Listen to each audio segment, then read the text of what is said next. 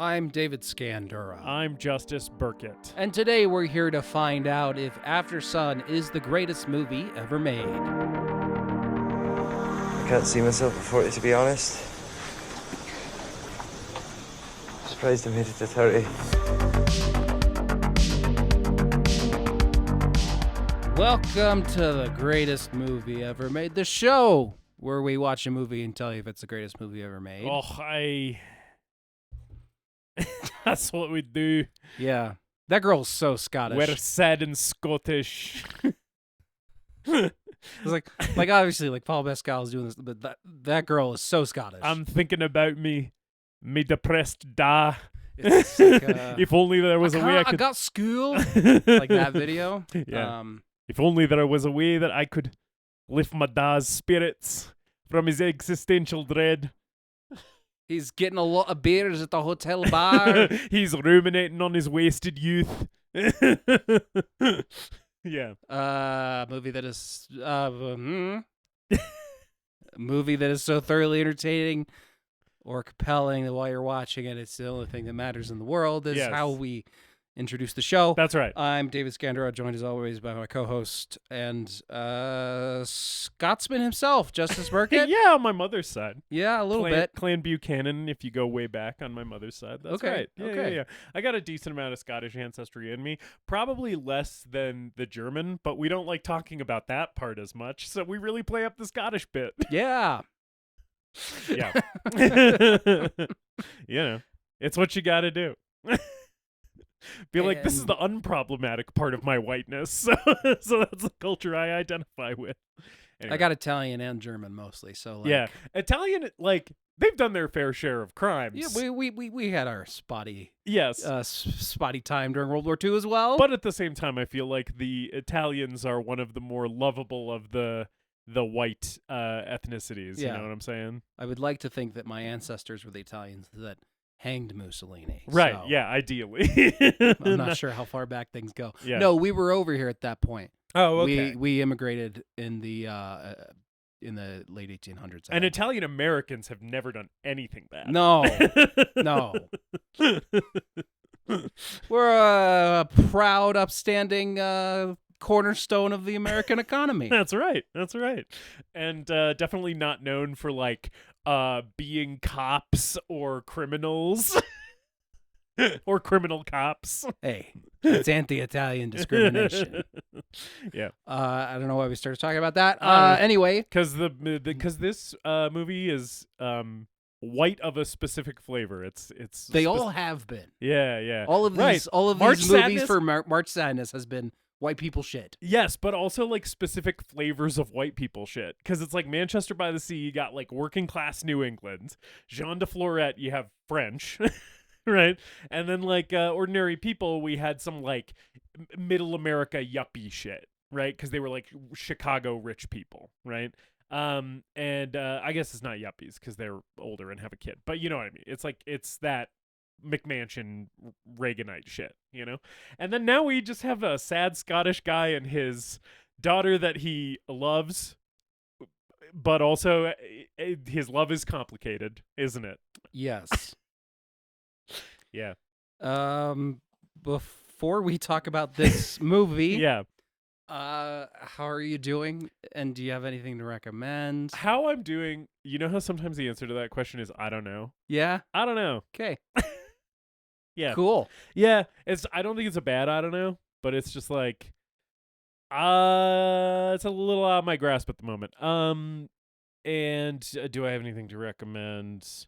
I don't know. I watched Manon of the Spring, which is the sequel to the part 2 to Jean de Florette. Mhm. And I would just say anyone who was interested in that movie based on our episode, definitely worth watching part 2. It's, I think, the more satisfying and engaging part, which is probably unsurprising because it's the conclusion to a duology. But it's really good. It's worth watching. How are you doing, David? I'm okay. Okay. I think I've noticed, I don't know if I've talked about this. I've noticed that like on my days off, if I don't have anything to do, I do nothing. And by that I mean I do nothing. Right. Literally nothing. Right. I will sleep. I will lie around trying to figure out what to do, and then I will go back to sleep. Yeah. And I suppose it is partially depression, but it's like a different kind of depression. It's just like a general disinterest in doing things. Yes.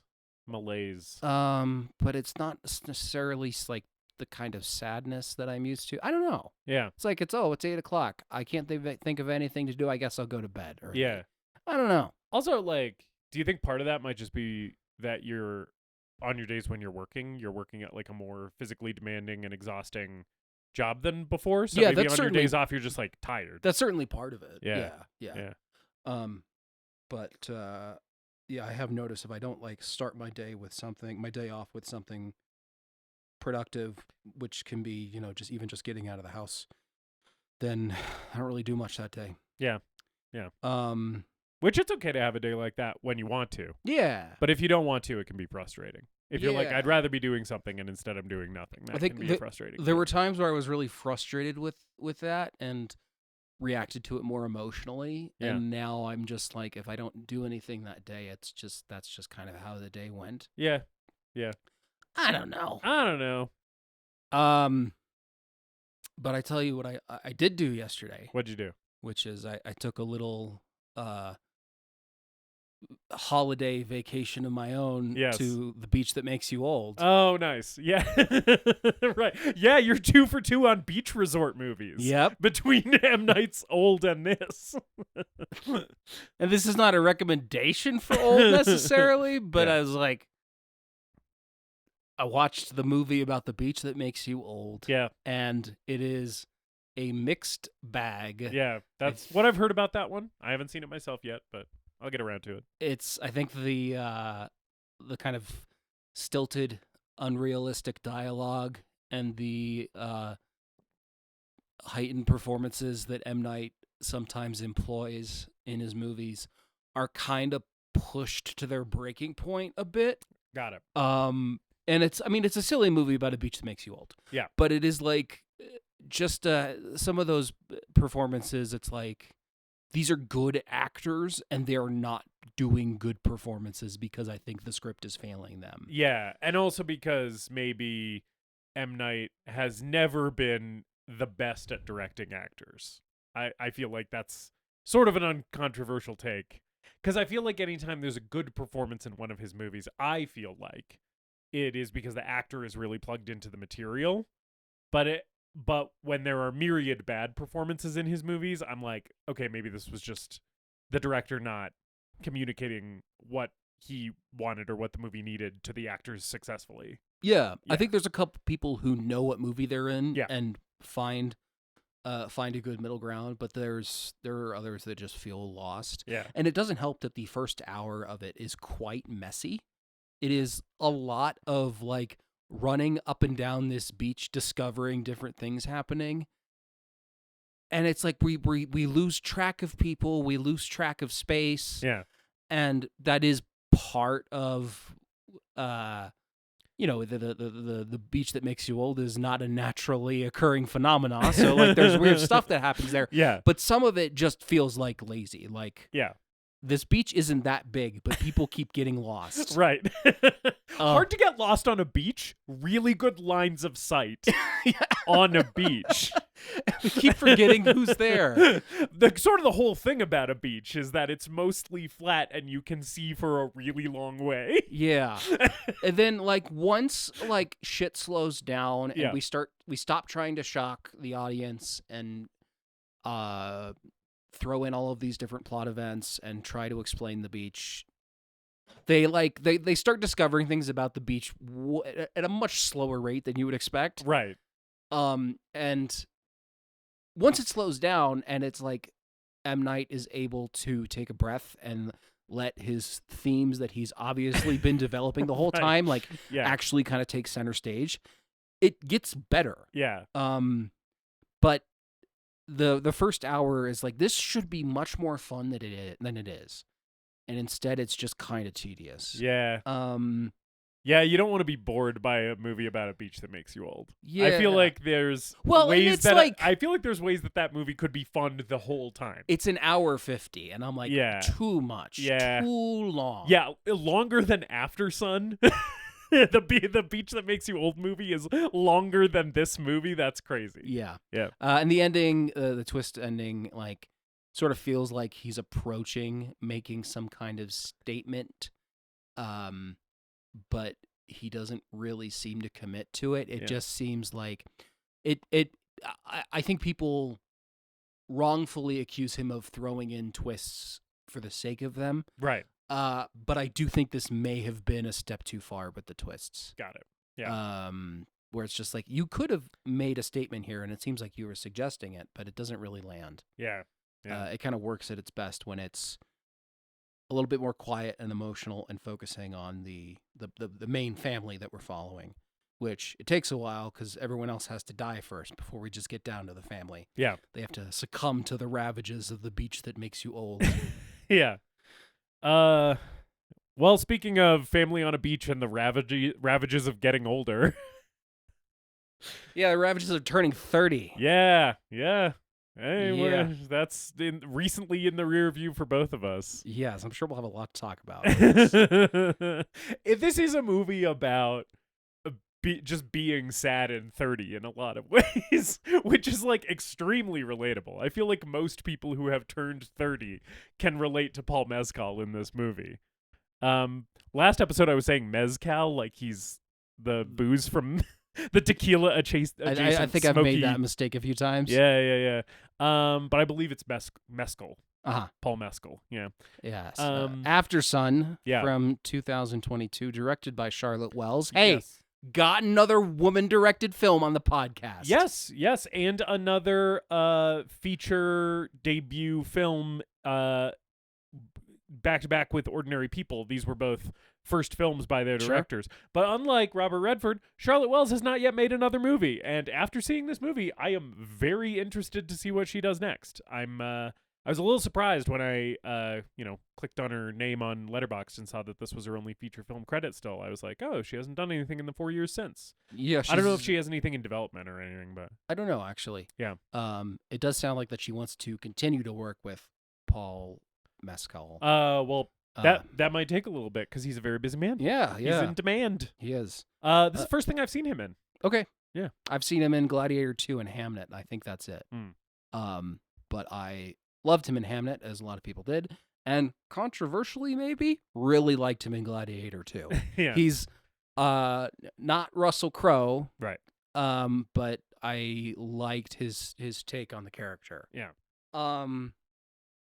But Aftersun, this is a feature debut of Charlotte Wells. Like you said, previously she had done some short films that were semi-autobiographical in nature, and this is in the same vein. Yes, I did not know that. Like, I hadn't learned that information, but I really felt that watching this movie. Yeah, you kind of can. Yeah, watching this movie, you're like, okay, well, so this is about the director's life.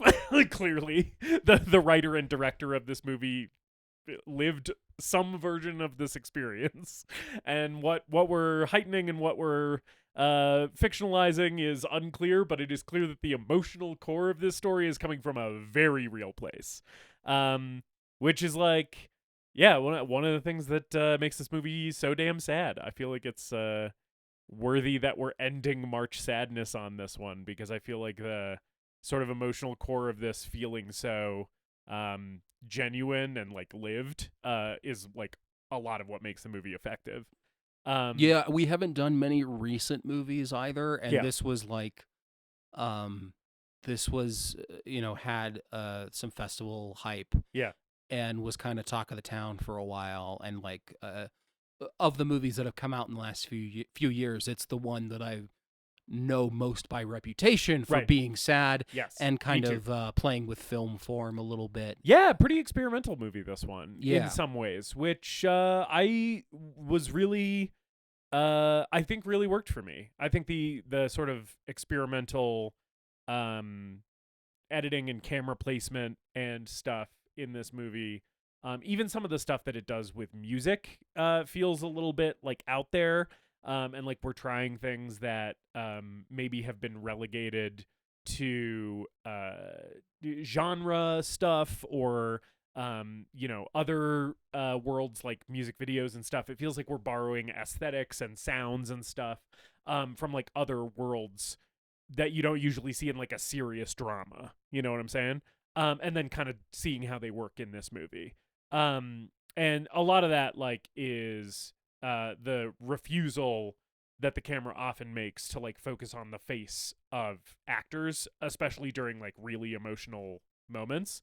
A lot of the time it's like, now we're going to show you their back. So much of Paul Mescal's back in this. Oh yeah, you can see every little pore on his back. Great backting. Which is of course back acting. He should have won a back. I see. I retook this. Nope. We're leaving it in. I'm trying to say BAFTA, but with BAFTA. Yeah, he should have won one of those.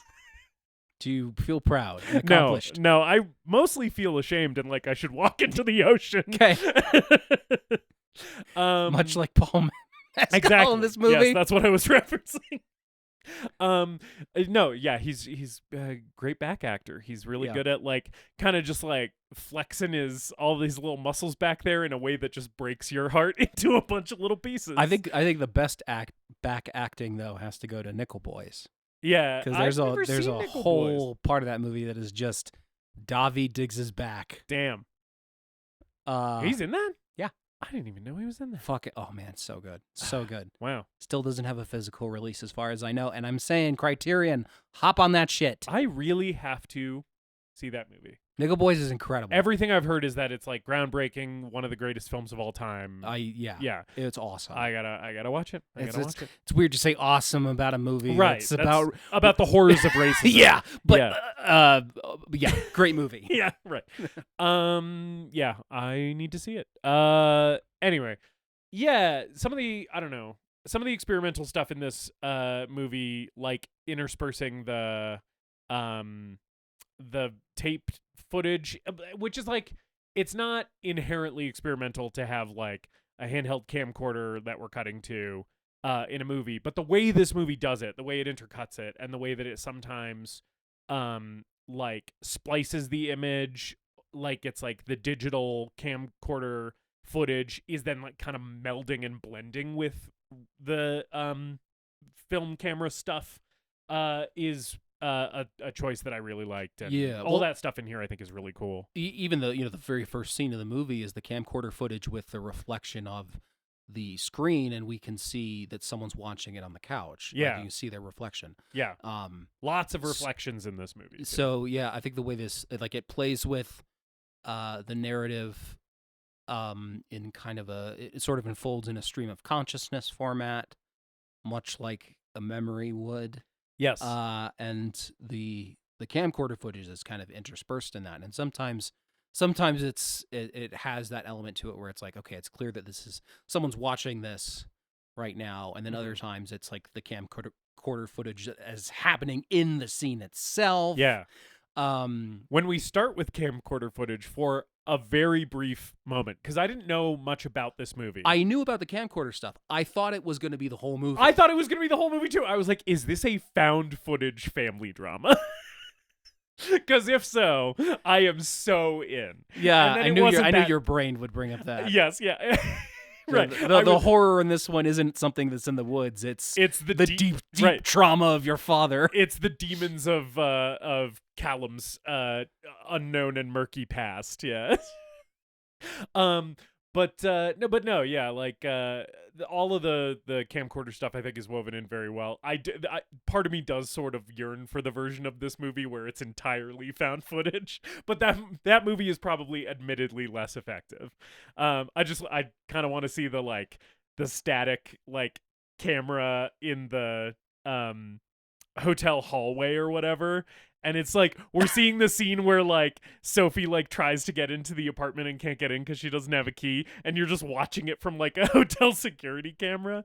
I think that you should probably watch. As I was moving ahead, occasionally I saw brief glimpses of beauty, which is, I haven't seen it, but it's like a 4.5 hour long documentary of this guy's camp life. That's wild, Like 'cause from camcorder footage. I could have sworn that was a Godspeed You Black Emperor song. That sounds like it.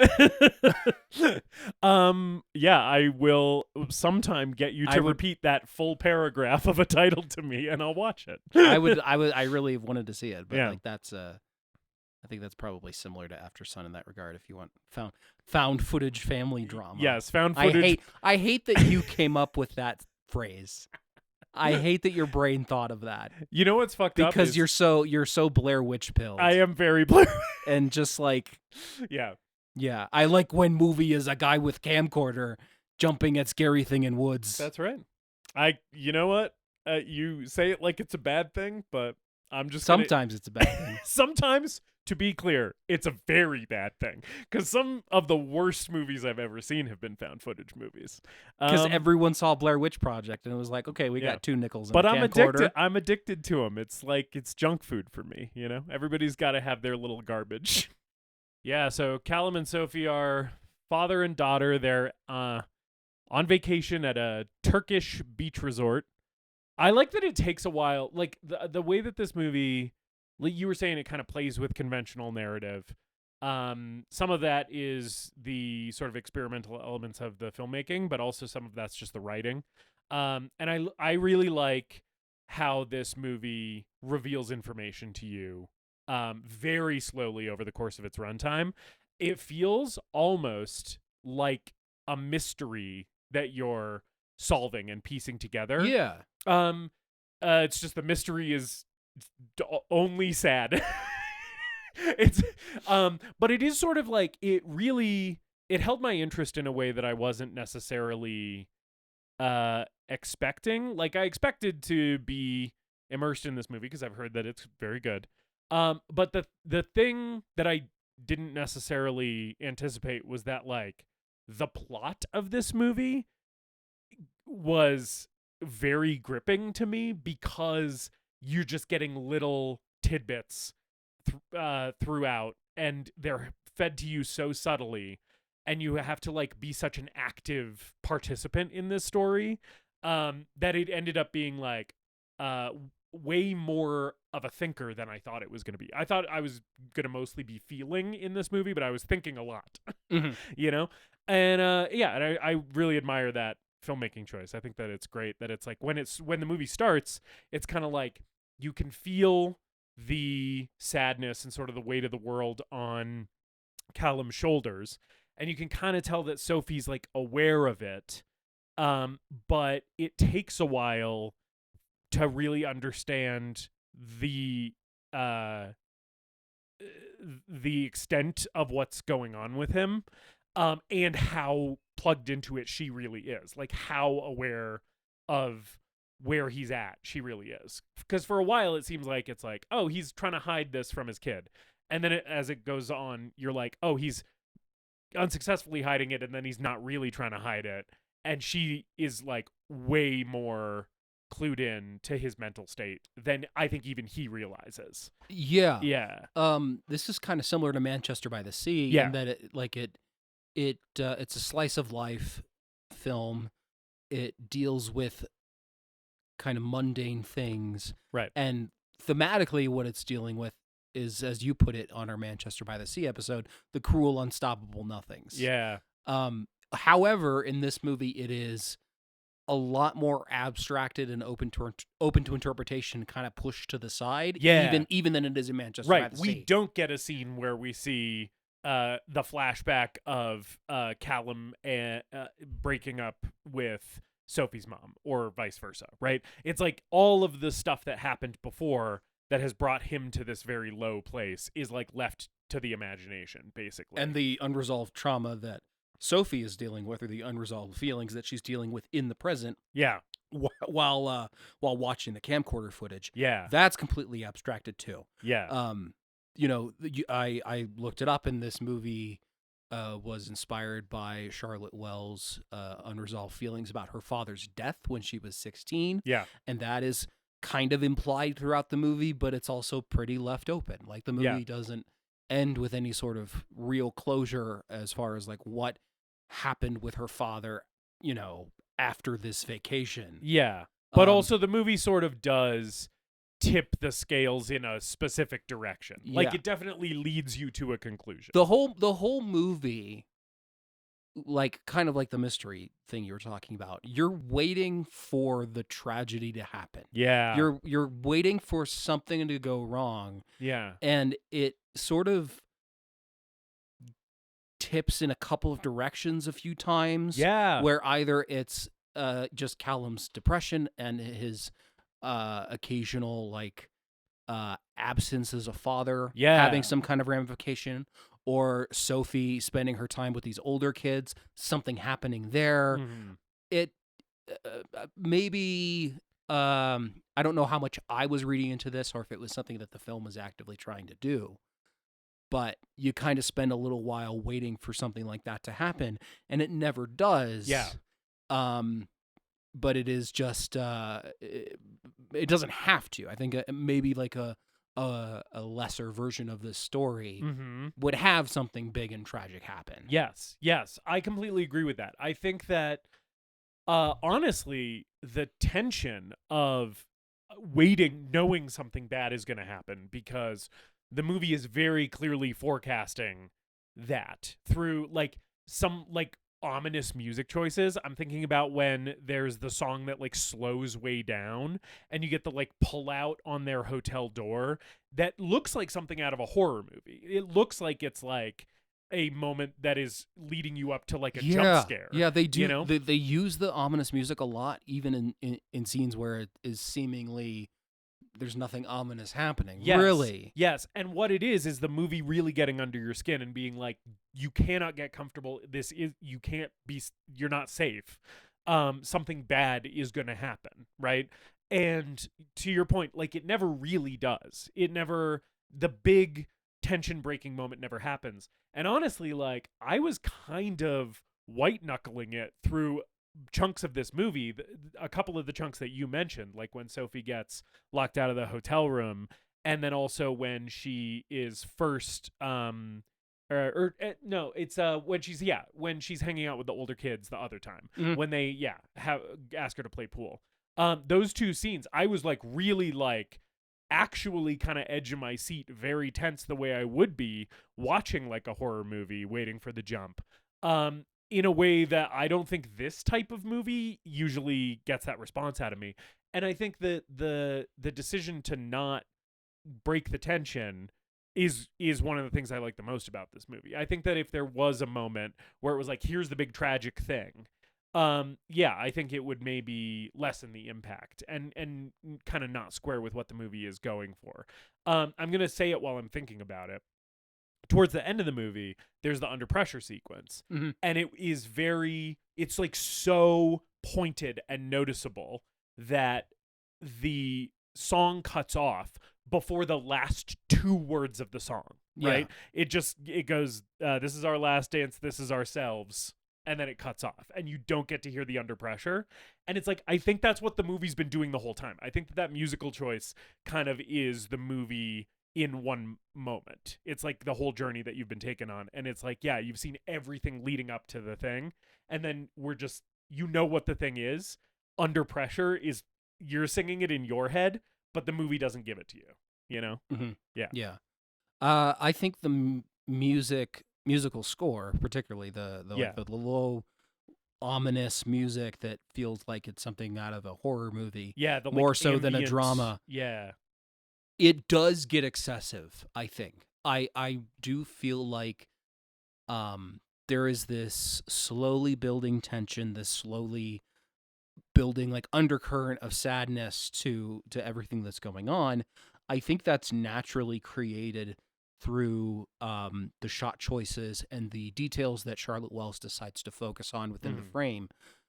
And there are times when the music feels like it's leading the audience too much.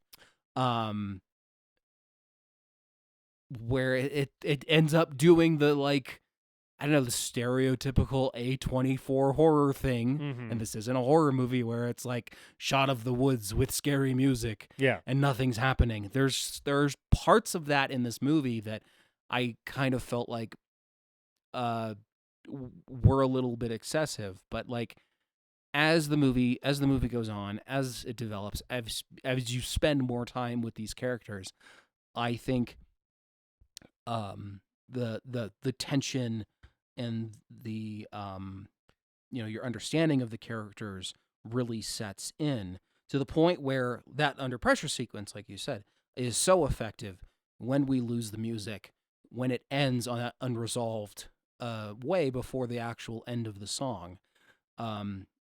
Because I think this movie is about dealing with unresolved trauma and the complexities of the people that we meet that we can't always articulate, and the people that we love, and the words that you don't get to say to them. Yeah. And also, like, it is a bit of a mystery when this is taking place too. Yeah. And it's not really until we get the needle drops throughout the movie that we get a sense of when it's happening, other than like, this was shot on a camcorder.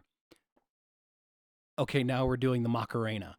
Yeah. One of a handful of laughs that I had in this movie. There's not a lot of laughs in this movie, but there's some lightness and some levity that I think makes the heavier moments all the more quietly devastating, right?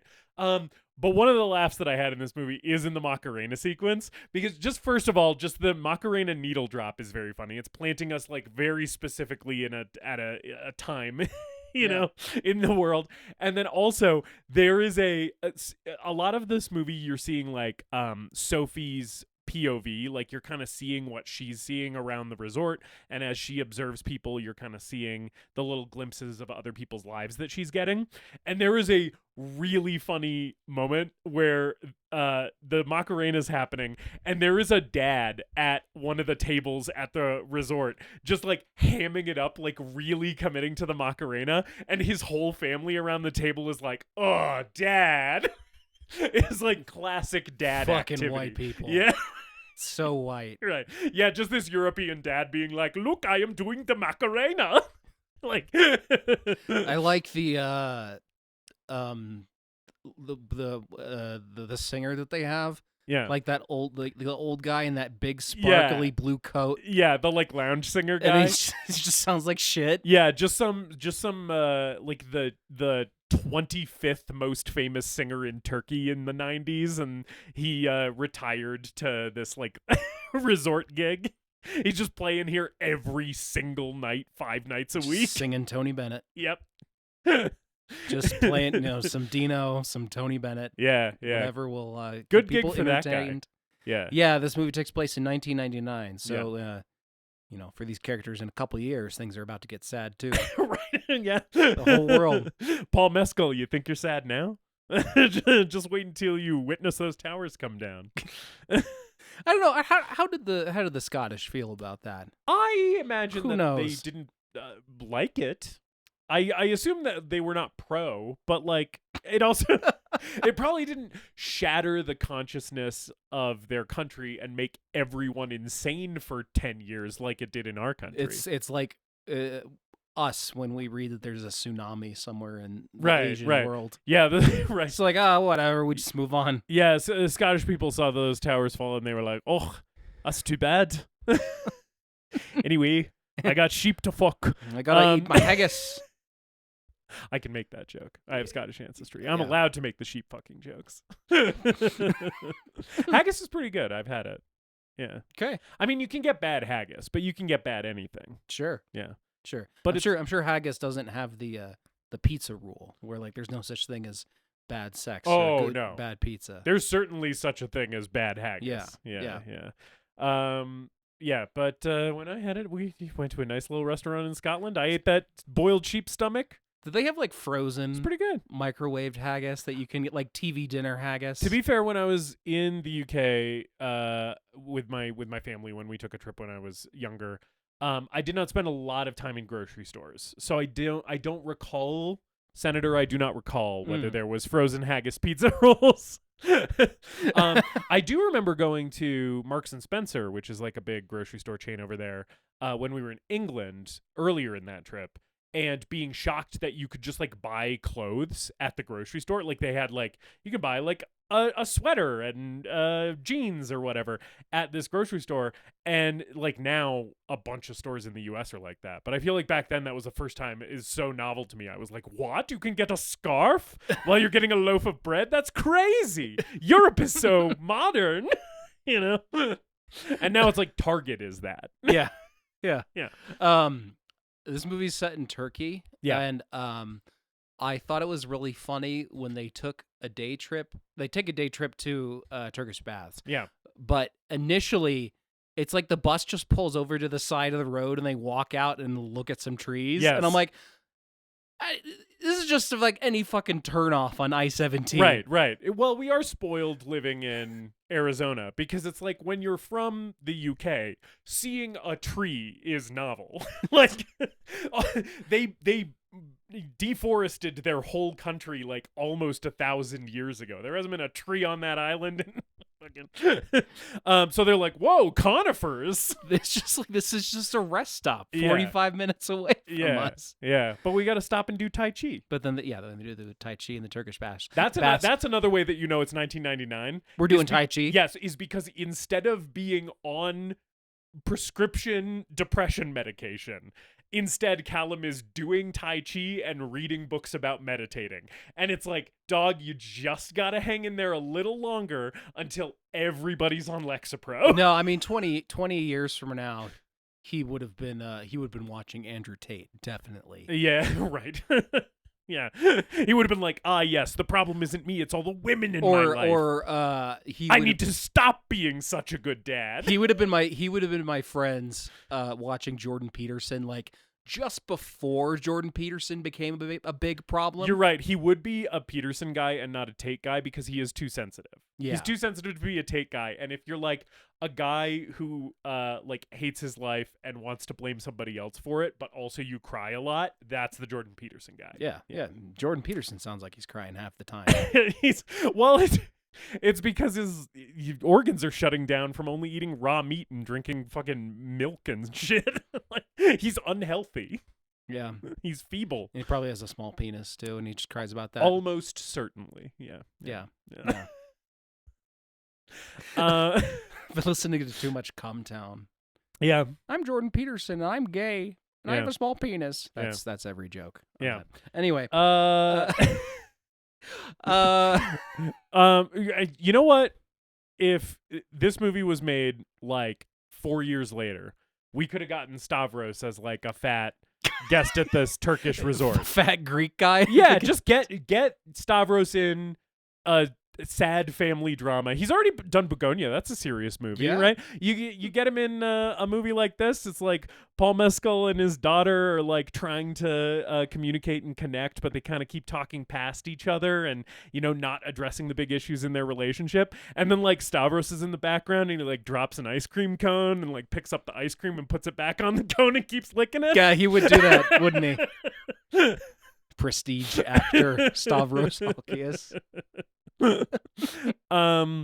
Yeah, which is, I mean, you know, the Cum Town and the Stavros and Adam Friedland. That's a bunch of guys who hit 30 and were like, yeah, what the fuck just happened? Yeah. Like that's their core demographic. Yeah, Nick Mullen is basically Callum in this movie. Like I feel like anytime I hear Nick Mullen talk, I'm like, are you okay? Yeah, anyway, enough about Cum Town. Yeah, I don't know. I like a thing that I like a lot in this movie is there's recurring motifs that this movie likes to heavily lean on in a way that I think is never too like handholdy, the way that you said that the score sometimes is, which I agree. I feel like the score sometimes leads you to places that you didn't need leading to. I feel like the visual motifs do a similar thing, but are calibrated better. Like the recurring images of the paragliding. Mm-hmm. Yeah, because like pretty early in the movie, Sophie is like, "Can we do that?" And Callum's like, "No, you're too young." And then, like I said, you're seeing so much of this world through Sophie's eyes, and the continued fixation on the sky Which there's also the thing with the sky where she talks about how when they're apart, she likes to know that they're looking at the same sky, right? So there's all these shots of the sky with the paragliders in it. And it's just a visual reminder of all the ways in which Sophie is ready to, or thinks she's ready to grow up and wants to be part of the adult world, and wants to connect with her dad as like a grown-up, but can't quite access that. It's like out of reach, you know? So I really liked anytime we cut back to the paragliders and I was like, oh yeah, right. That's like, it all fits in with what I've been seeing. Yeah, I liked the paragliders a lot too. I kind of found them to be maybe more representative of Callum specifically, even though like Sophie expressed interest in it, where Callum is just kind of dangerous and reckless at times. And I don't know, but that's the sense I have with like paragliding. It's like it's this beautiful, wonderful thing that's really dangerous, and only white people do it. I don't know, right? Like, and from the ground, it looks like really like serene and calm, and then you think about it, and it's like that person's fucking flying hundreds of feet in the air. Yeah, like, that's insane. The recurring motif that maybe worked less well for me. Is the rave scenes that are interspersed throughout the movie. With like a heavy strobe effect. Speak on your feelings on this. It's we don't see who Sophie is as an adult until later in the movie, but it's pretty clear during these rave scenes, even when they show up early, that we're seeing Sophie. One of these is like one of the first things you see in the movie. And this, you know, this rave with this really inconsistent strobe, and she's kind of looking through the crowd and seeing her father on the other side dancing, and then it culminates at the end of the movie during the under pressure sequence where they kind of dance together, and she like screams at him. It looks like they're fighting, but also embracing. That I think became too repetitive for me, and it, instead of like hammering home the message, it just kind of became like, okay, I get it. It's trying to connect to someone, because I think the movie demonstrates this, or suggests this, implies this without those scenes, is that Sophie has found herself, you know, in a similar place that her father was, at a similar point in her life. They do that. Charlotte Wells accomplishes that with one line in this movie, and it was a moment where I was like, holy shit, what a great feature debut this is, because this is really exceptional filmmaking. Because the line I'm talking about is, we see Sophie wake up, right? And this is one of the only times, there's like 2 times that you see her in her real life, in the as a grown up in the movie, because the rave stuff is sort of magical realism, right? But you see her wake up and her feet are on the rug that her dad bought, so it's clear that whatever happened to dad, he doesn't have that rug anymore, right? And then she gets up, and her partner wife says, you know, like, oh, you're up early, and then says happy birthday. And then you hear a baby cry from off screen. And Sophie says, I'll get her, or I'll get him. And I'll get him, that one line, and the way that the actress delivers it with so much like exhaustion, and it's like so clear that like she's in that stage of parenting where she's like maybe not really enjoying it, you know? And the actress's delivery of that line, and just the way that Charlotte Wells lets that scene play out, I got everything that's in the rave scene just from that moment. Exactly. Yeah. And I think the rave scene could have been, if we had seen it 2 or 3 times as opposed to like 6 or 7 it happens times. A bunch. It happens a lot, because it does, you know, I have dreams. Often dreams involving like crowds of people or a bunch of people in my house. And sometimes there's someone that I'm looking for in that crowd. Right. And their face is obscured to me, or I'm always just behind them as they step through like a group of people and go ahead of me. So in that aspect, that those rave scenes read to me in that way, where she's trying to connect with this person that she can't connect to anymore. Right. And that's because that's how I've always interpreted those dreams. Yes, and I think that that's a big part of it. Yeah. And I think that's pretty clearly, we didn't need as many of those rave scenes taking up the runtime. Yeah. To drive that point home. Yeah. I feel differently than you on this, but I also understand everything that you were just saying. Like, I don't think any of what you just said is wrong. I just sort of read this these worked for me in a different way, because like I just said a second ago that one scene, the present scene with a grown-up Sophie, gives me everything that's in the rave scenes. I shouldn't have said that. What I should have said is that one scene gives me all of that thing that we were talking about, where she is sort of like has maybe become her father in a way, and she's kind of grappling with that, and you can see her kind of struggling with that. But there's other stuff that I was pulling out of the rave scenes other than that.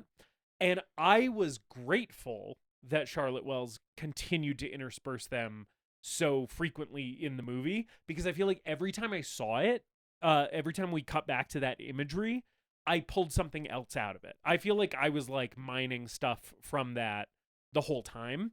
And there were things that I was thinking about, like Callum sort of makes a very vague and like really like passing comment about how he used to like do a lot of drugs and like party, it seems like. Right? Yeah. And him at the end, when he's videoing her at the airport, and then we see Sophie watching the footage, and then it pans back over to him, and it's him at the airport, and he goes back through the doors into the rave. Yeah.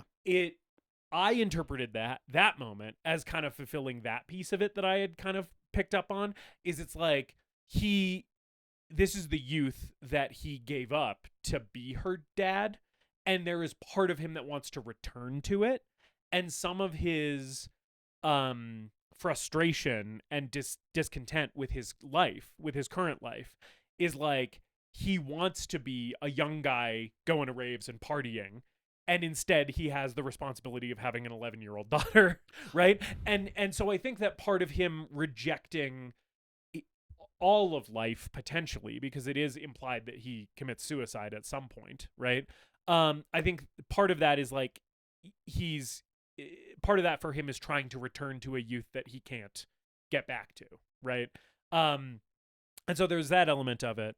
And then the other element of it, the rave stuff that I sort of mined from later moments where it was interspersed in the film, is just the fact that it is like a black void, and it is the sky, and the sun is such a big part of this movie and is such a big indicator of their relationship.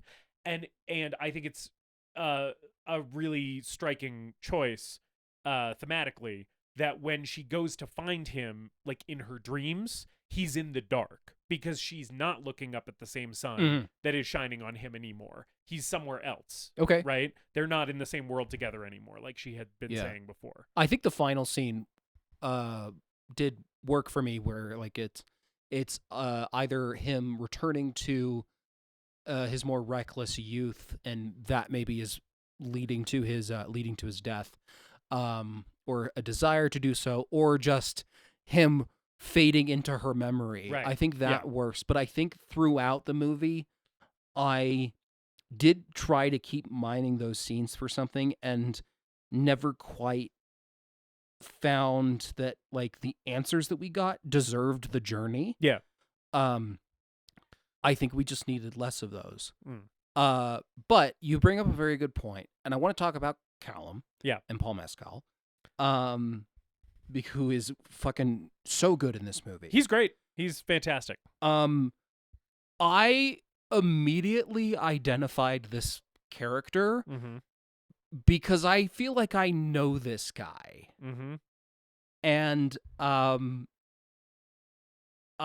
I knew someone who married young, had kids, got divorced, and then we would hang out, and sometimes we would hang out with his kids around, and like he'd be drinking a beer or he'd be smoking weed. I remember his son was like still a baby, like very, very like toddler.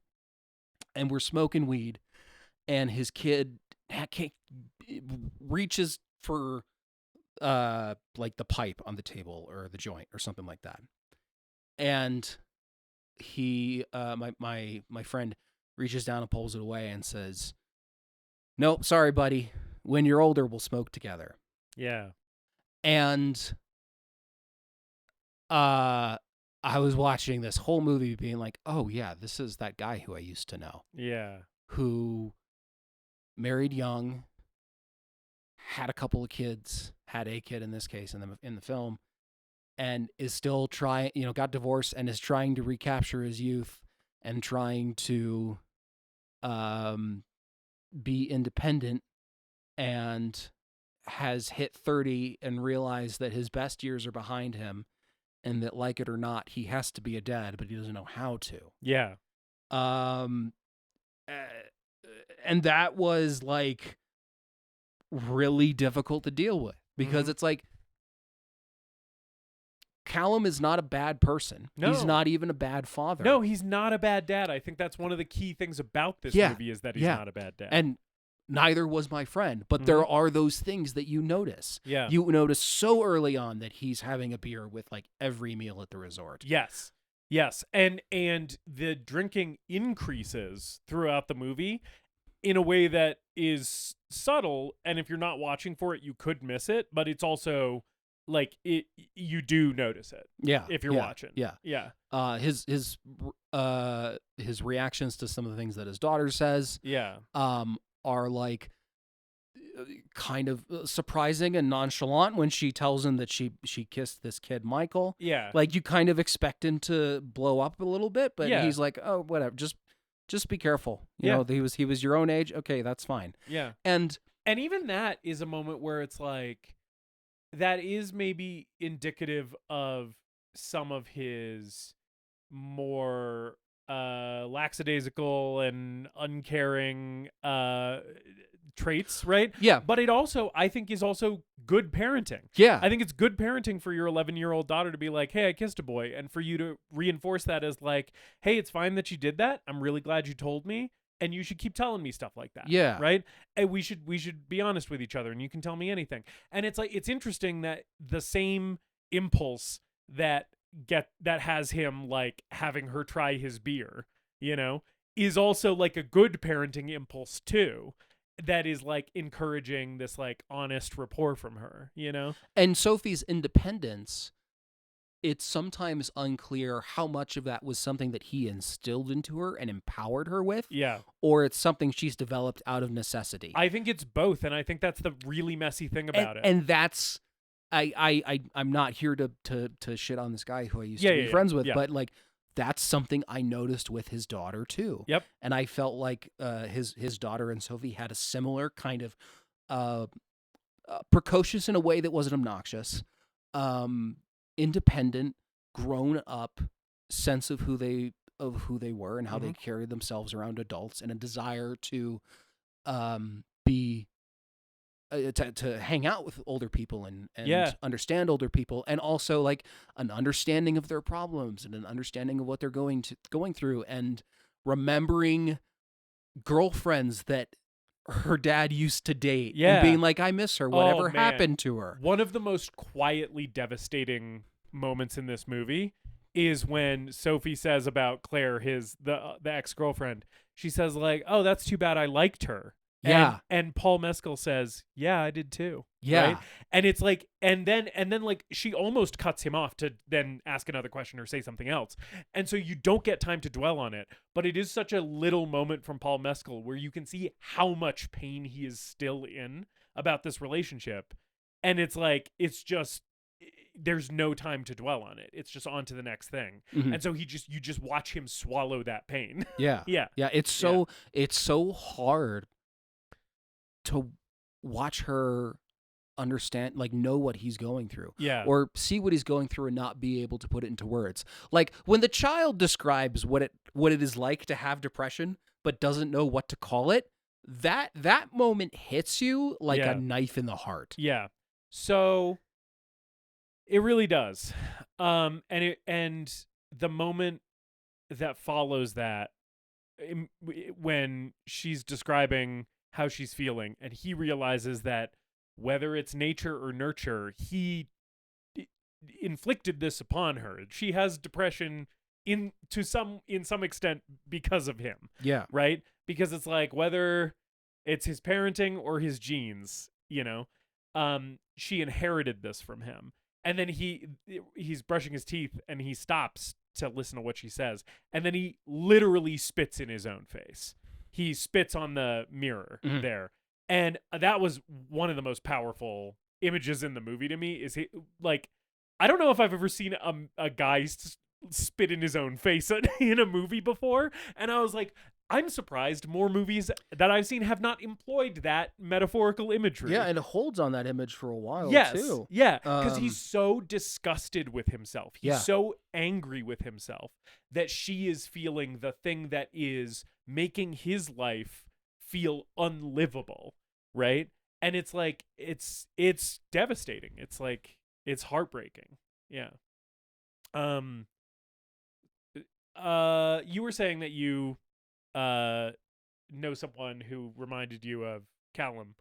I watching this movie was sort of reflecting on my own life and realizing that there's like stuff that is recognizable about Sophie to me from my own childhood, which was very interesting because it's like, I grew up, my parents are great. The thing that I was sort of recognizing was less her relationship with her dad and more her relationship as like a preteen to grown-ups versus people her own age.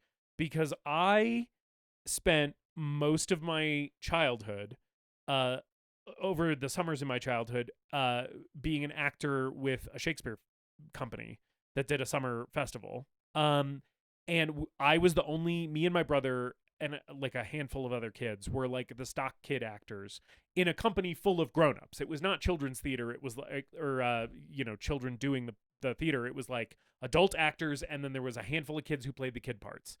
And I spent so much time over these summers with grown-up actors, a lot of whom were messy people.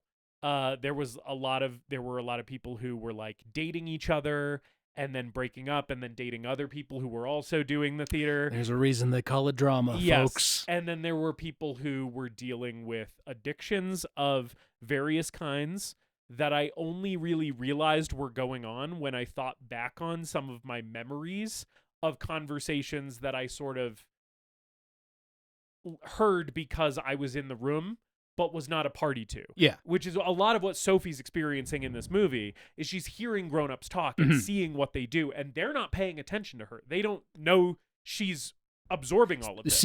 She's seeing other couples at the resort. Yeah. Just interacting, and it's clear that she's forming some sort of perception on what a relationship is supposed to be like. Yes, I love that stuff. Just to get off of my own personal experience for a second. I think I derailed us in that. No, regard. You're fine. I really like a moment that happens in this movie where she sees two men kissing. There's like two guys making out. Oh yeah. I couldn't tell if I thought it may have been two men, but I couldn't quite tell. It is. Yeah. She sees two men making out, and you kind of see the actress sort of plays it as like, oh, I didn't realize that, I've never seen that before, And then like in the present timeline, Sophie is in a gay relationship. Yeah.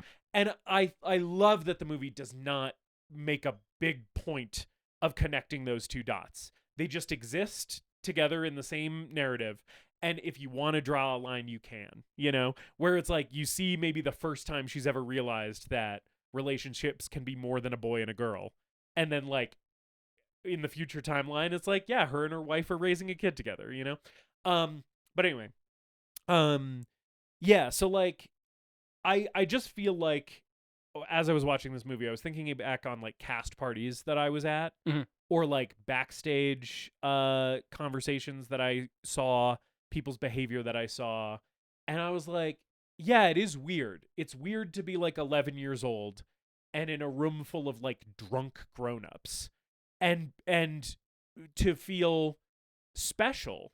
Yeah. Because it's like, I'm the kid who gets to be in this room. Yeah. I'm one of the grown-ups, right? I did poetry slams when I was in high school that were run by the college kids. Yeah. And to me, they seemed like, fully grown adults drinking beer and smoking cigarettes and reading poetry. And they knew I was in high school. And it was like, I felt like one of the grown-ups being in that room with them and, the way they interacted with me. Or I did a college theater production, again, while I was in high school. Yeah. Feeling like, oh, these people are so much more developed and grown up than I am, even though they were realistically like 3 or 4 years older than me. Yeah. And feeling like kind of the odd man out. But that was when I was in my late teens and had already started to develop a personality and like was on my way to becoming an adult, unlike growing up and being young and interacting with adults like you're talking about. Yeah. And I think that this is all like pretty well trod territory for coming of age dramas, which this is. But I think the way that this movie tackles this stuff is pretty, I think it's one of the better examples of an exploration of this type of subject matter that I've seen, because so much of it happens, again, without the lines being drawn for you. Like, Charlotte Wells just gives you the moments and lets you kind of sit in them and kind of lets you absorb how Sophie's feeling. And sometimes, she is feeling that like pride and like self-assurance where it's like, yeah, I am a grown-up. I can hang out with the grown-ups. Like they like being around me. I'm just like another grown-up in this room. Mm-hmm. And then you also see the moments where she feels alienated, right? Like when she pushes the couple that's making out in the pool with the older guy who she's been playing pool with, and then they all start doing their own thing. They're all like making out and playing in the pool together. And there's a moment where she's kind of like, oh, this isn't, I'm not welcome here anymore. Like, yeah. And you as the viewer feel similarly conflicted, because it's like, these are older kids or, young adults drinking beer and playing pool with a child. Yes. Although I do really, really like that they're all being nice to her. Yes. But nobody's being mean to her. You're waiting for something to happen. Yes. If you, at least the way that I was watching it, and maybe I'm watching it the wrong way, but There's no wrong way to watch a movie, David. I'm waiting for, there is. I'm waiting for something to go wrong. I'm waiting for this kid to get drunk or something to happen. And then it's like, no, they're actually just like, no, they're good and they're having a fun, wholesome time. The worst thing drinking beer and playing pool with this kid. Yeah, the worst thing that happens is she just realizes that she's not that it's not a social environment that she is welcome in anymore. Yeah. And nobody tells her that. She just gets the vibe and leaves sad, And it's like, I think about moments in my own childhood where it's like, because I was sort of in that world with all those grown-ups for a decent chunk of the year, I would sometimes feel estranged both from the grown-ups. In those rooms of grown-ups, sometimes I would feel left out and like not special, right? Sometimes I would feel like the special one, but sometimes I would feel like the odd man out. But then also, when I was like in school with kids my own age, I would get in trouble for repeating things I heard at cast parties that happened at school. I like got written up and like sent to the principal's office for just saying something that I heard someone say at a cast party. Do you remember what you said? Yeah, it's someone was making a joke about was it the 2004 election where John Kerry was a candidate? Yeah. Someone was making a John Kerry joke. I don't remember what it was, but the for whatever reason someone said John Kerry likes to lick his mama's beaver. And I said that at school, and I got in trouble. Yeah, I didn't know what that meant. I thought they meant a literal beaver. Like I didn't realize that we were talking about pussy. The first time I discovered Yo Mama jokes, I was in elementary school. I think I was like a third grader, and we had first grader reading buddies. Yeah, and I it was like a "Yo Mama So Fat" joke, and I thought this joke was so fucking funny. When you're it was like my brain. It was like when I discovered dead baby jokes a few years later. Right. When you're in middle school, like a "Yo Mama" joke is like the holy grail, basically. Yeah. So I'm in like third grade or whatever, and I go find my reading buddy during recess, and I was like, "Hey, yo," and I told him the "Yo Mama" joke, and he started crying. And I was like, "Oh shit!" I was like, "Oh no!" He's like, "My mom's dead." My mother is a nice. My mother died of. She has a lovely figure. Thank you very much. She died of complications of type 2 diabetes. That's one of the worst moments of my life. Yeah, I felt like an asshole. I was like, "Oh, I'm a monster." Yeah, well, that kid, if he was going to survive in this world, he had to learn that sometimes someone's going to come up and say something mean about your mom. Yeah, and I wasn't trying to insult him. I was just you like, were just doing a joke. I heard this thing. It's so funny. Let me share it with you. Yeah. I also just David out here crushing sensitive souls on the playground. The part where he the main older kid that's playing pool. Yeah. When he gets Sophie to push the kids in the pool. Yeah. That reminded me of when I was like a counselor at a Boy Scout camp. Yeah. And I don't remember what was. I was like, what? I'm trying to think. This kid was gonna do something, and there was an adult, and the kid was like hesitating whether he was gonna do it, and the adult said like, "I don't do that," and the kid kind of looks at me, and I go, "Do it." And he either hurt himself or he hurt the kid like another kid. I don't remember what it was. This kid started crying, and I was like, shit. I have made the wrong choice. I advised you poorly, and now I'm gonna have to own this. I embraced chaos. Yeah, because yeah, you got to watch out when you have any kind of authority. I thought that was going to happen in the scene. Yeah. I thought like one of the kids was going to get mad at her. Yeah, I kept thinking that the other kid, the older kid, wasn't going to go through with it, and it was a prank that he was playing on her. That was a setup. Where he was going to make her push the guy, and then he wasn't going to do anything. But it's like, no, he followed through. They were partners in crime. He was actually having a cool, fun, chill time with this like 11-year-old. Yeah. Which I like that the pain of it is not, we don't need to manufacture drama. The pain of it is just the sad moment where you realize that the people you've been hanging out with and you are in two different places in your lives and you have connected as much as you can or will, and it's not getting any deeper than that, Yeah. Anyway, I love all that stuff in this movie, and I was really kind of thinking about how I felt the same way when I was like 11 years old or whatever. This young actress, by the way, too, I don't have the cast list in front of me. I had her name pulled up a minute ago. Frankie Corio. Yes. Yeah. Holy shit, what a great kid performance. So March Sadness, lots of white people shit. Also, the sleeper thing in March Sadness has been like good young actors. Cause like we had Lucas Hedges, obviously like, an adult, but a young adult. Same with Timothy Hutton. And then and Jean de Florette, the actress who plays young Manon, is great. And Frankie Corio is pretty remarkable in this movie. I think there were moments where her performance came across a little bit as like, this is the best a young actor can do with something that is maybe so big and complicated that I can't picture it being done better than this, but it also does still kind of feel like a performance. But those moments were few and far between for me. Yeah, but I mean, like, imagine talking to an actual kid about this stuff that's going on in this movie and like how they would react. Yeah.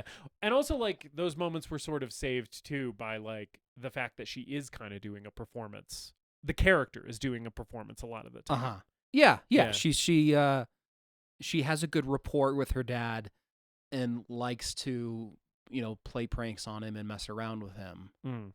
And they have a strong relationship like that. I'm gonna go a step farther. I think this is maybe in like my top five kid performances of all time. Yeah, I think like, holy shit, this is such a such an impressive acting debut. Yeah. I guess she was cast from there were like 800 submissions for this role, and she was cast out of those 800 young girls, and like she and Paul Mescal. I feel like I keep saying his name in different ways. We're gonna hit every single possible pronunciation. Yeah. She and Paul. Yeah. Paul. They actually spent time at a resort together to build some rapport and chemistry. Yeah. I think that shows. I think they feel completely natural together. Yeah. They're so.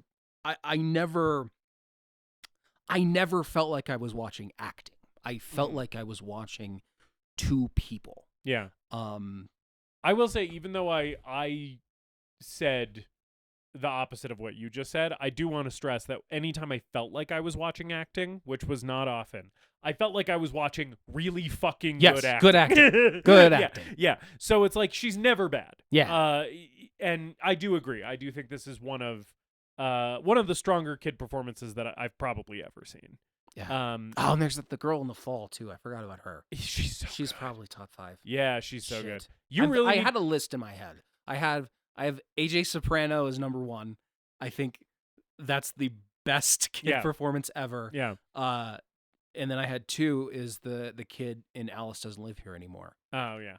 Which I have not seen. And which I would maybe need to see again to accurately judge that performance. But I thought that kid was fucking great. Yeah. Isn't it cool that we're just 2 30-year-old men sitting around ranking children?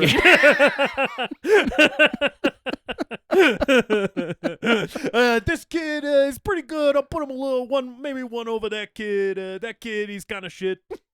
I don't know. Like we've talked about. Yeah, I think there's reacting violently to some performances that we've seen. Yes, we've said children. Worse things about children. Yeah, than naming the best ones. Yeah. No, but she's great in this movie. And the character, it's important that this performance is great because the movie is a lot of her. Like, she's the lead of the movie. And she's also, like, in order for any of the emotional payoff at the end to work at all, you need to be so invested in her emotional well-being. I will say, I was kind of dunking on the rave scenes before. Yeah. One of the shots at the very end where they're kind of they're starting to grapple with each other and fight. Yeah. The adult Sophie in the middle of the strobe effect, it cuts to the young Sophie. Yeah. Like smiling, and she's got her gap teeth and like all that, and then it cuts. I think it probably cuts back to adult Sophie. Yeah. That was so powerful to watch, like the contrast between the adult who's dealing with trauma and unresolved feelings and the pure innocent kid. The kid who still loves her dad. Yeah. Yeah. And that moment in that strobe sequence really hit me. The other one is when it that white strobe pops up and she's just screaming at him. Like, you can see her, like, adult Sophie. You can just see, like, with so much anger. And he's, like, dancing, like, carefree, right? I want to ask you, because this movie is like we've kind of abandoned going through things chronologically. Because that's for fucking losers. Yeah. We only did that for 120 something episodes before this. But then we decided it's boring to talk about a movie that way. It's good now, and we know how to do this. It was bad before, it's good now. Yeah, definitely good now. Mm. What were the most powerful scenes or moments in this for you? Which can be accompanied with a cry count if you had one. Yeah, I did have a cry count. I don't know if you want to guess. That's historically how we've done this. That is how we've done this. Yeah. Because it's not one. I don't know, is it? I'm not going to give you any hints. I always aim low, I feel like. I don't know. I'll go with 2. Okay. He's going with 2, folks. Yeah, so some of the more powerful moments of this movie for me, one of them is the Paul Mescal spitting in his own face in the mirror, which I already talked about. That one really was a gut punch for me. There were moments where I could sort of feel myself tensing, and then it being released in, like, a good way too, which landed really heavy for me. Where, like, when she returns to the like motorbike game, and Matthew, is that the kid's name? Michael's not there. We just like the pan over to the empty motorbike. I was like, oh no. And then he showed up and I was like, oh my God. It was a moment where I was like, it made me so happy that she got what she needed, which was for him to show up. I like Michael, but that kid's got to fucking watch himself. You can't be you can't be pretending to kidnap. No, yeah. Kidnap your friends. That is, preteen boy shit, adolescent boy shit, where he's like, oh, I have a crush on this girl. You know how I'll make her like me is by sneaking up behind her and putting my hand over her mouth. Like I'm abducting her, right? And it's like, he has to age out of that. And he's also coming on a little strong in the pool scene. Yes. Where like they's like, I like you. Do you like me? She's like, yes. And then he goes right in for the kiss. Yes. But she also, it seems like what she wanted. Yes. Michael, he's a good egg.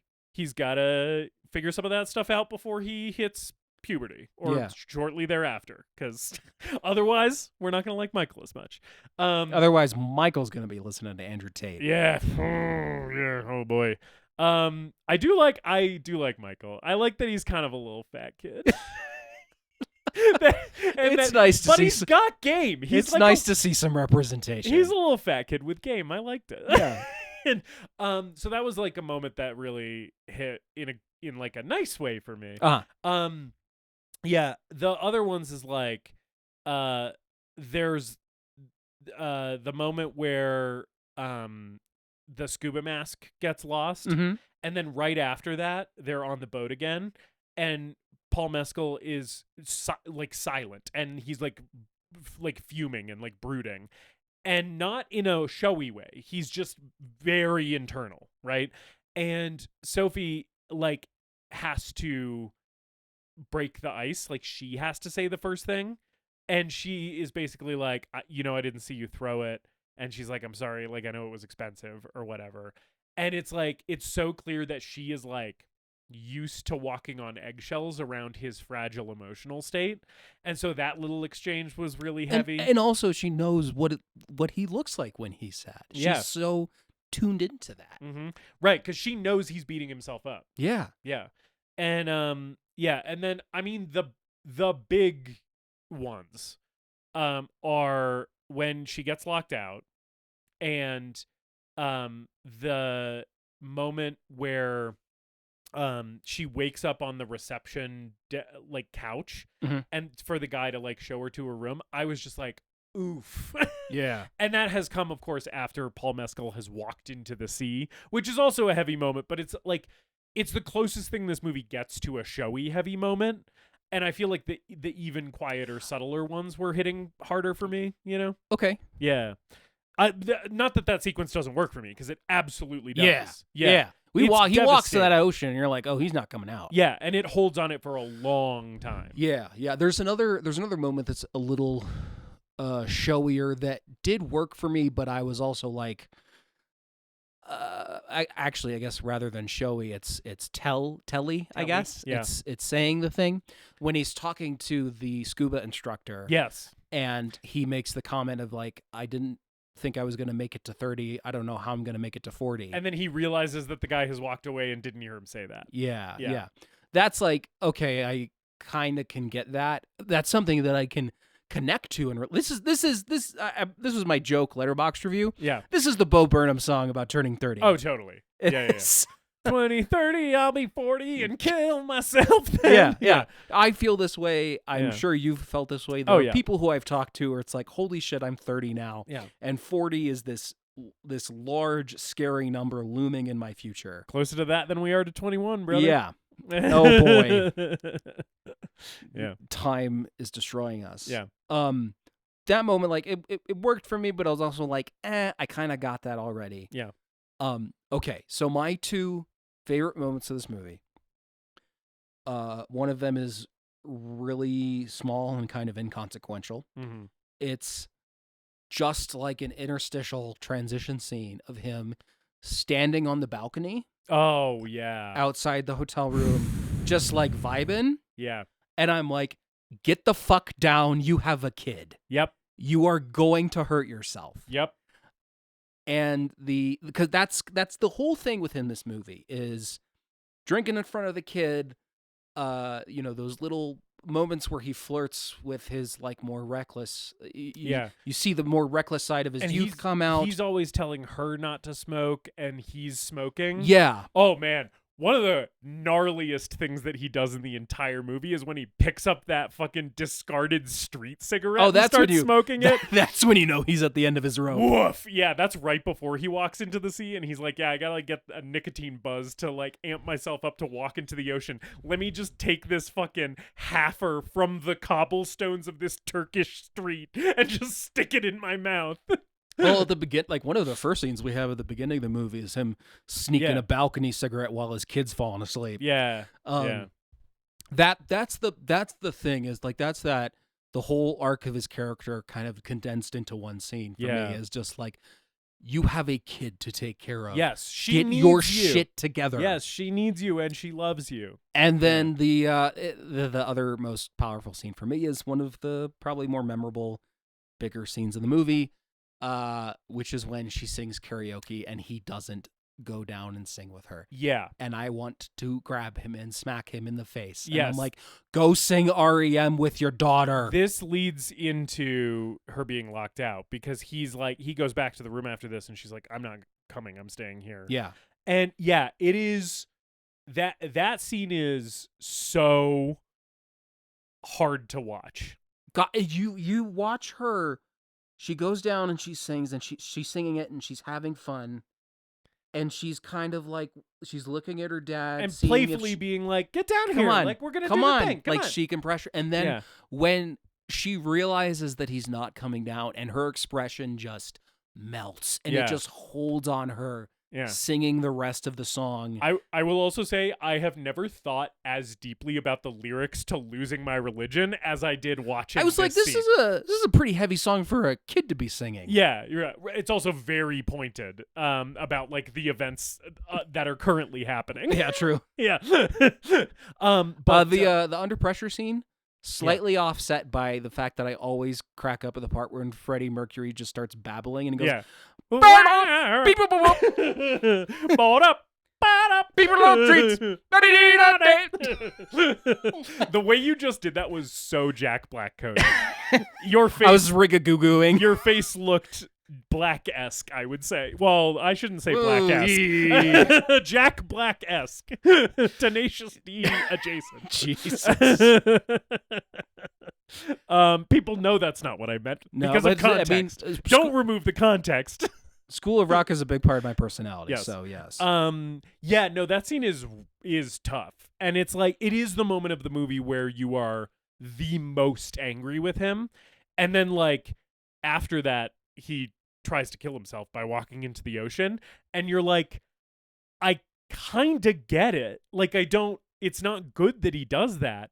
But yeah, I understand him feeling that bad because he not should, but like it's hard, you know, because it's like there's part of me that's like, yeah, you really fucked up. Yeah. And it's and there's the woman behind him that knows that the two of them were sitting together, and the karaoke announcer like calls up two people and then only one goes up. And the lady behind him clearly knows that he is supposed to be on that stage. Oh, I didn't see her at all. There's a moment where he takes a sip from his beer while watching her sing alone.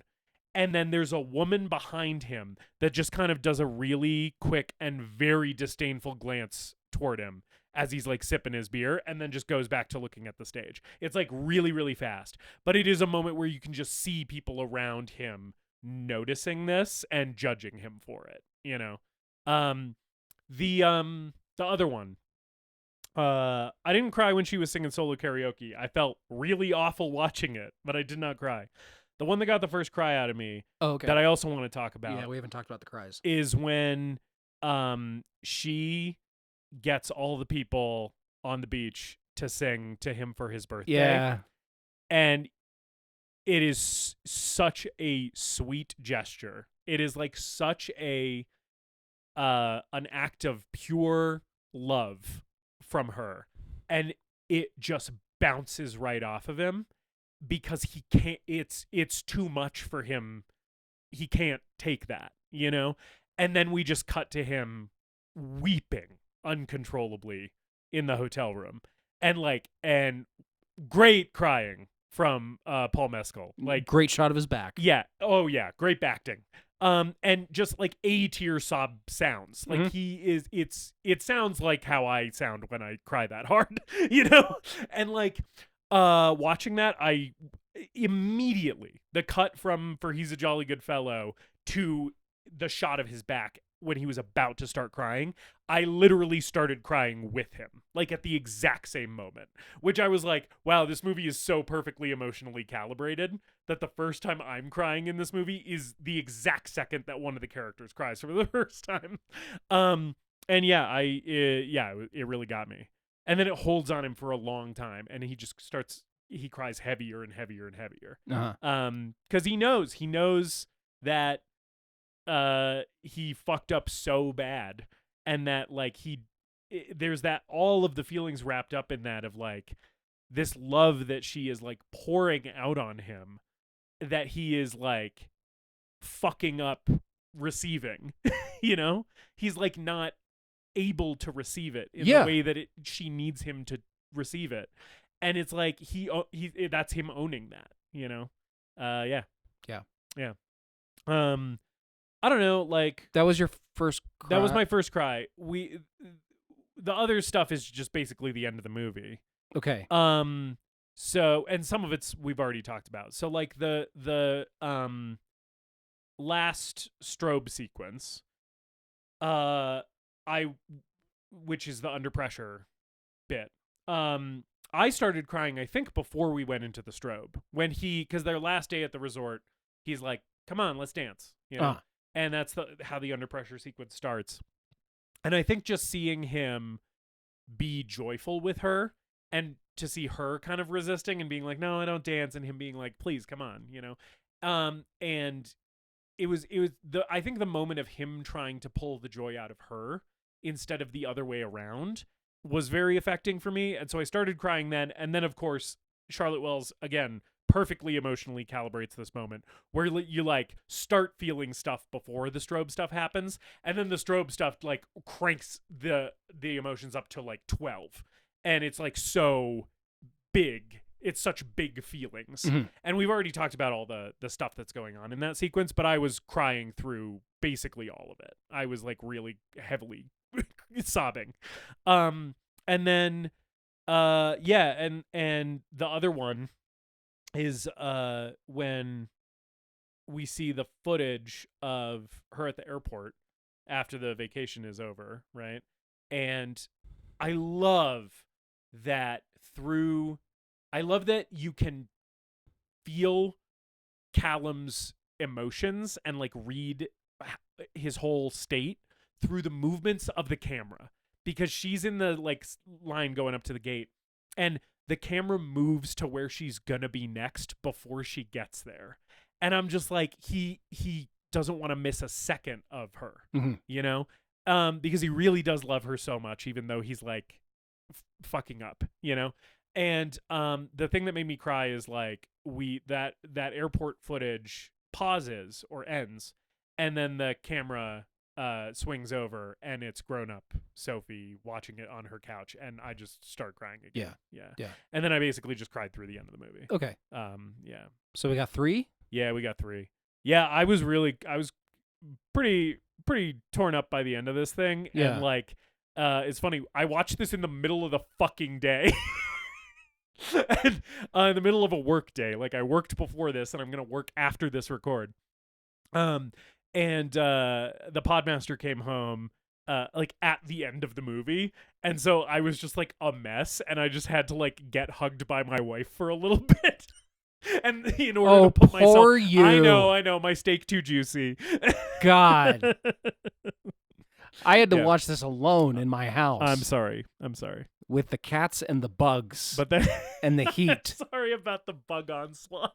Gosh, Starship Troopers was right, man. Yeah, you gotta kill those bugs. The only good bug is a dead bug. I've tried, and they keep coming back. Yeah. You know you're in trouble when the brain bugs start showing up. It's afraid. I got to pick next week's movie. I almost thought about Starship Troopers. That would have been fun. That would have been a lot of fun. It's not going to be that, though. Yeah. Maybe we'll get to that one eventually. I don't know. Is there anything else we want to say about Aftersun? That's all the times I cried. Yeah. I do want to talk about just briefly, and then we could probably wrap this up. Yeah.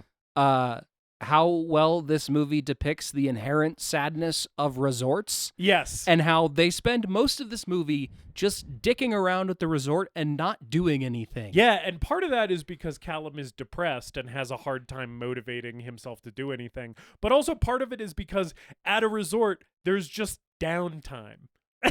This seems like it would be a cool vacation for like 2 days. Yeah. This thing is like just the days start to blur together. Yeah. She's there lounging at the pool forever.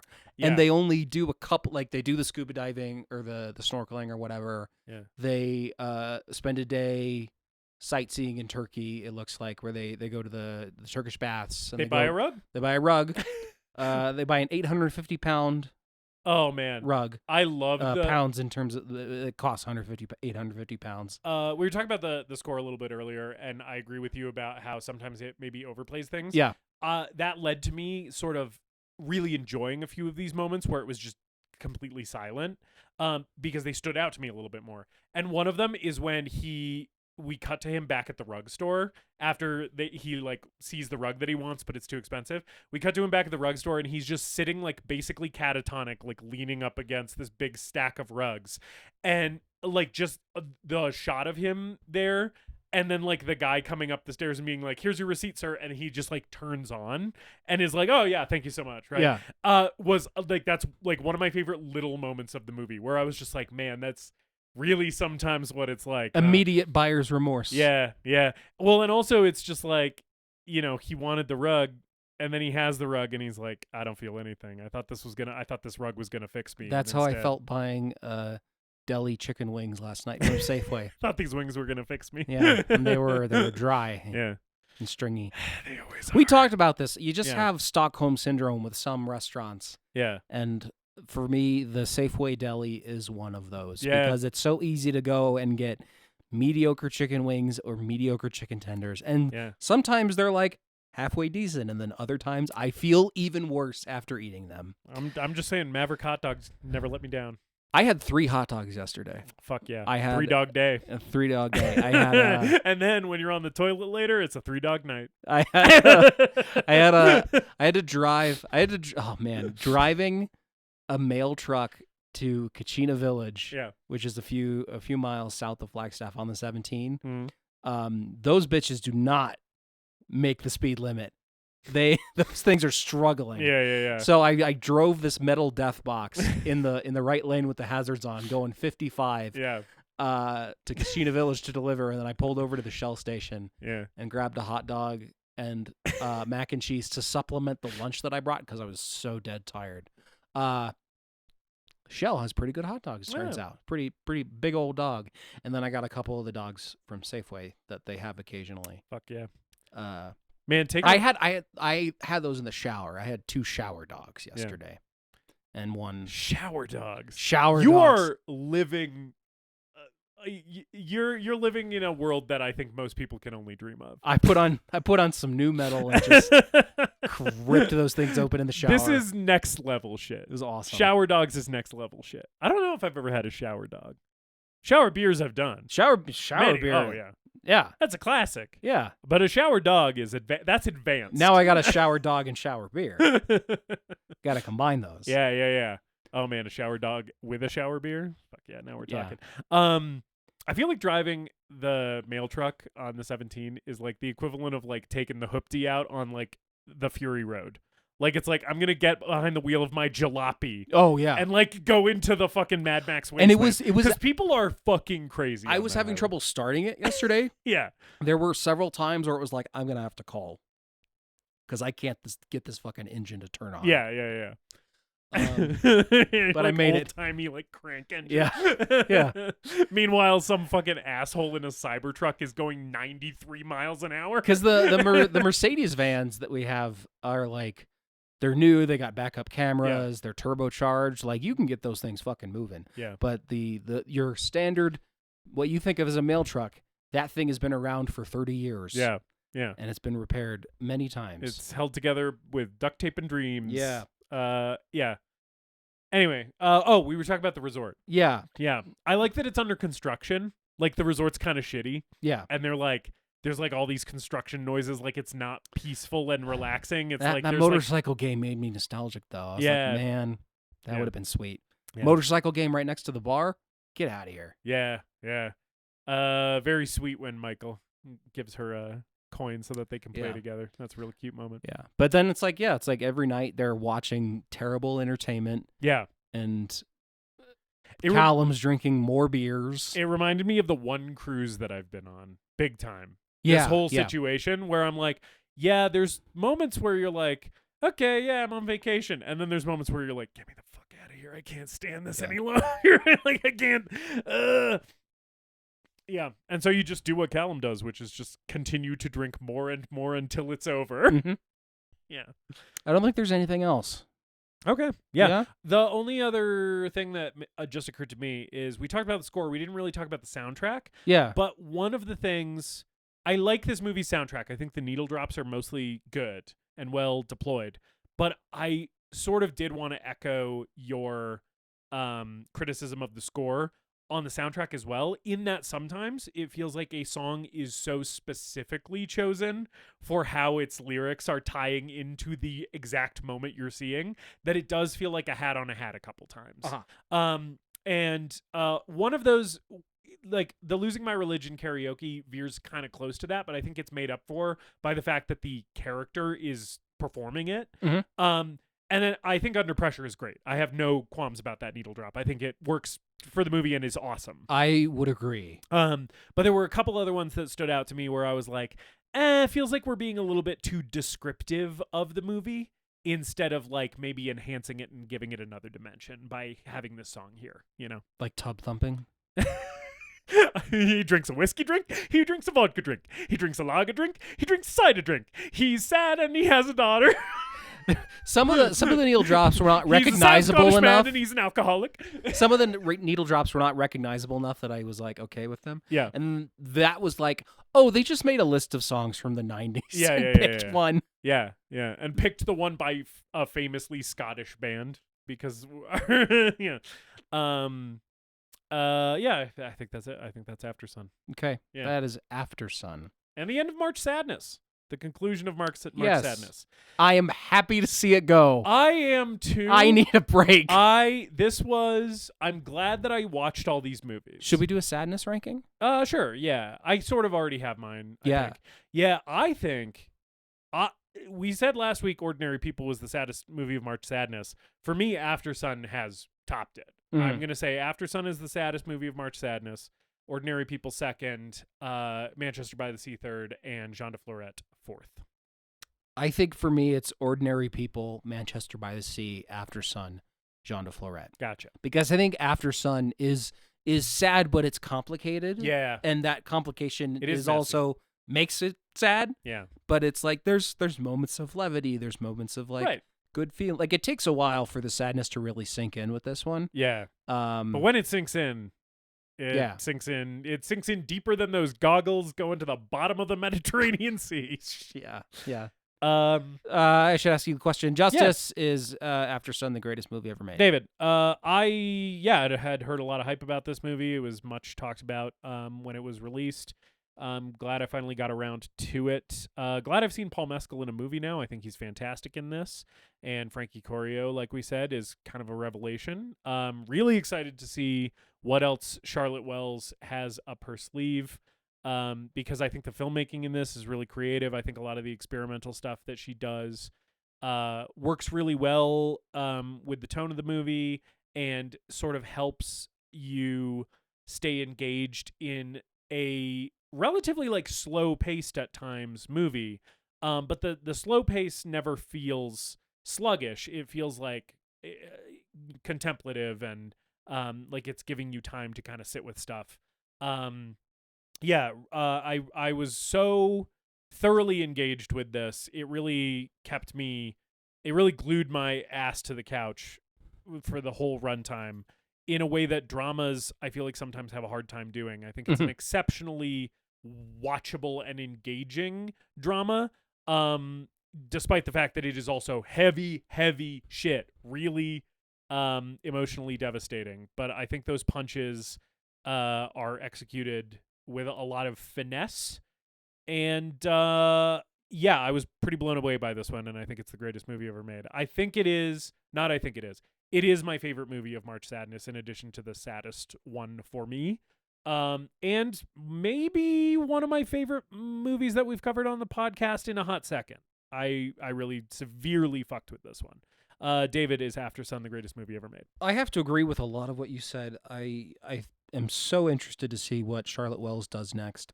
I think this movie is really held up by its performances. They are so impressive, both from Paul Mescal but also from Frankie Corio. She is fantastic in this movie. She delivers one of the best kid performances I've ever seen. I hope to see her in more things, and I hope that she continues to grow as a young actress. I love the setting. I love the immersive atmosphere of this movie. I think that it leans into leading the audience's emotions a little too heavily at times. But I also think like this movie's kind of dealing with things in the abstract and dealing with complex and complicated emotions. And I think it explores those very well. And I found myself identifying with some of them and identifying, trends that I see other people and people our age experiencing in the characters. But I do feel like the unresolved feelings, the absence of this movie, I understood it. I wish I felt it more. I wish the ending gave me not a better sense of closure, but a better sense of what that lack of closure feels like. And maybe that's just because, like I have a pretty good relationship with my parents. Right. And there's certainly some things that feel unresolved there, but maybe not as murky and complicated as they are in this movie. So that's maybe what's going to hold me back from giving this the greatest movie ever made. I really wanted to.